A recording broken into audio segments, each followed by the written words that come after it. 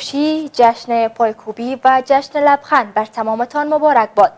سلام بر تمام ملت افغانستان. خدا کنه هر جای هستین جور و صحتمند باشید و دو روز عید را به خوبی و خوشی سپری کرده باشید.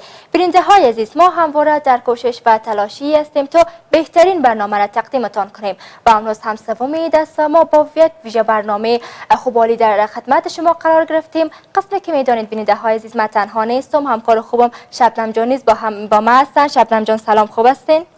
سلام بر خودت خورشید جان و عید بر تبریک میگم. آزنده باشین، سلامت. و سلام بر بیننده ها. خدا کنه که شما هم جور و صحت باشین و روز امید هم به خوشی و خوبی آغاز کرده باشین.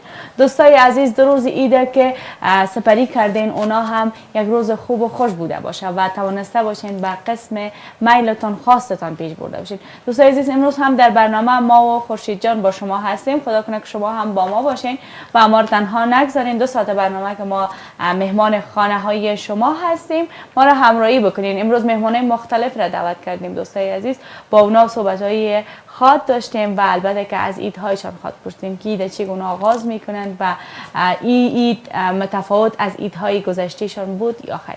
پس ما را همراهی بکنین در لحظات برنامه، در هر لحظه با ما باشین و ما تنها نگذارین. امروز خورشید جان در برنامه با ما هست. چی خوب است که ازش بپرسم 2 روزی که گذشت خورشید جان چگونه بود؟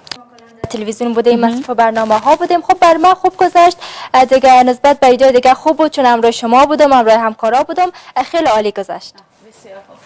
واقعا در محیط کاری روزهای رخصتی خیلی خوشایند نباشه برادم، البته که کسایی که عاشقانه کار بکنن و خورشید جان هم از اوی کسایی است که عاشقانه به کار خود، یعنی عاشق کار خود است و دوست داره همه روزه در کار باشه.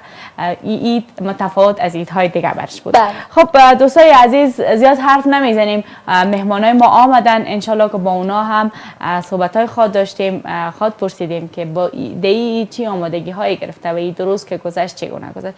خب ما رو همراهی بکنین. فکر کنم دوستای ما ویدیویی را آماده کردن، با هم میبینیم. بازم در ادامه برنامه با ما باشید.